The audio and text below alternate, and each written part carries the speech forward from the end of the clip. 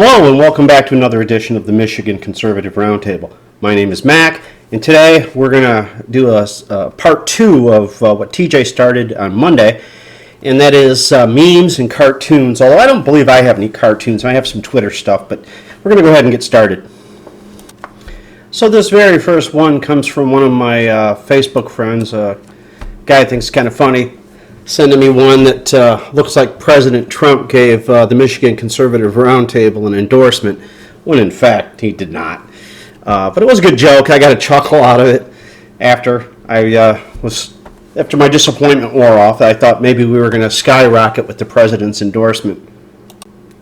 This next one is going to, if we're going to get lectured by children, we ought to maybe let them have a little bit of skin in the game. So this one says, help your kids fight climate change. No phones, no iPads, no computers, no TV, no Xbox, no clothes, no new shoes, no new bags, no makeup, no public transportation, and no rides to school. Walk. Practice what you preach. That would be a good lesson. Of course, we know this would never happen. So on to climate change. We all get lectured by Greta Thunberg from Sweden and others. Al Gore, he's made movies. He's become very, very rich on selling the climate change hoax, and that's what it is. Their predictions are always wrong. Nothing they say is going to happen happens, yet so many people are behind them. So many people believe it.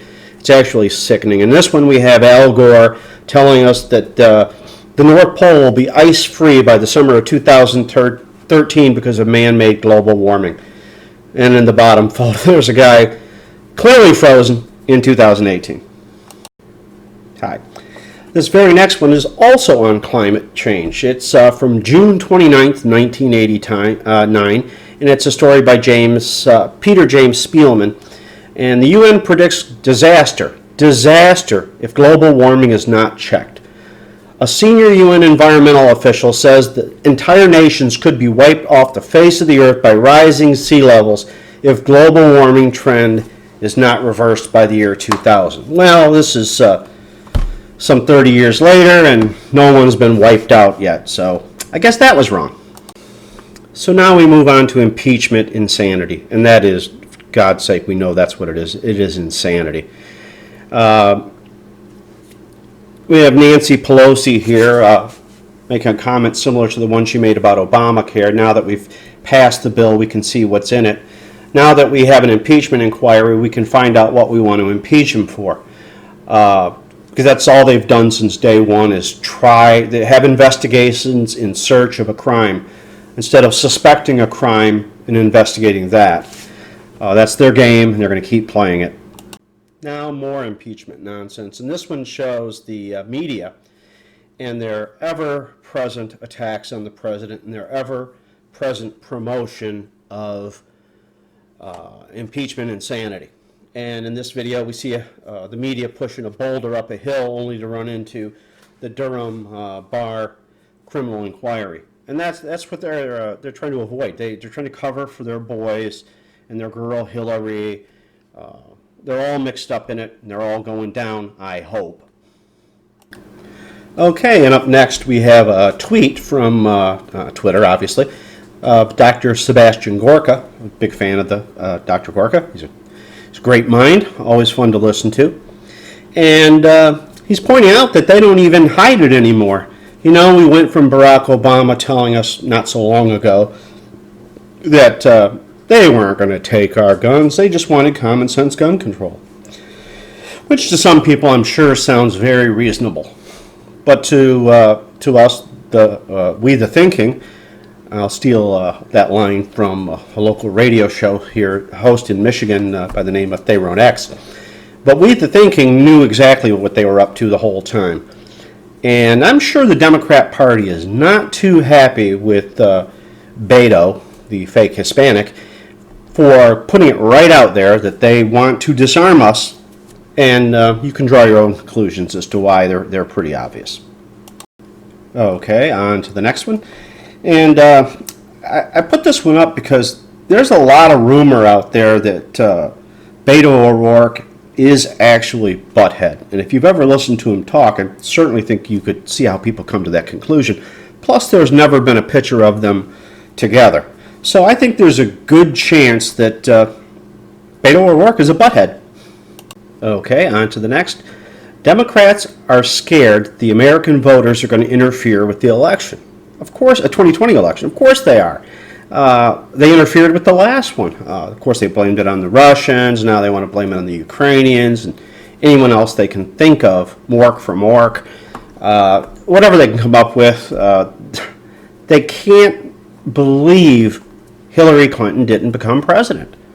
And even though she had more votes, many manufactured by Democrats, of course, and they'll manufacture them again in 2020, and we'll just have to ride that out and deal with that on a daily basis for a few months. Well, this one pretty much speaks for itself. It is this simple. Men are men, women are women. Men are not trapped in women's bodies. Women are not trapped in men's bodies. It's a psychological illness.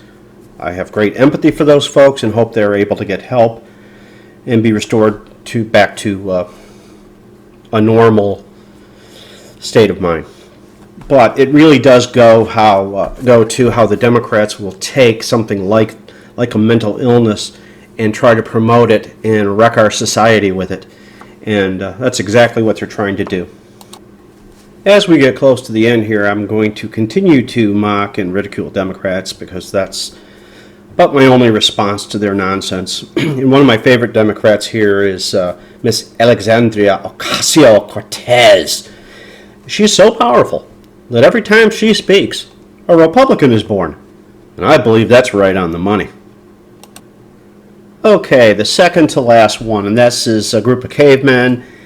One of them is saying, we really need to eliminate fires before somebody gets hurt. And this is classic Democrat.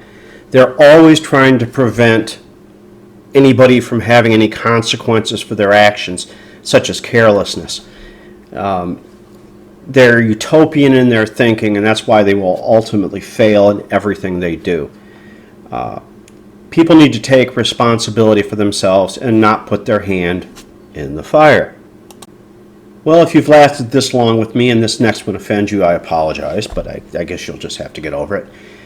Mitt Romney getting bent over the table by Barack Obama. It says, I lost all respect for Mitt Romney when he caved to Obama during the presidential debates. And that's pretty much sums it up for me. But he continues to disappoint me with his backstabber, John McCain 2.0 routine that he pulls. I think he's covering something. I think he's only there to keep his secrets secret. I don't think he's a good man like I used to think he was. I think he's probably a pretty slimy character when it gets down to it. But I just hope you know, Mitt, as you're bent over the table there enjoying the president, that we were bent over the table with you. Thanks a lot. Only wish the worst for you. Thank you.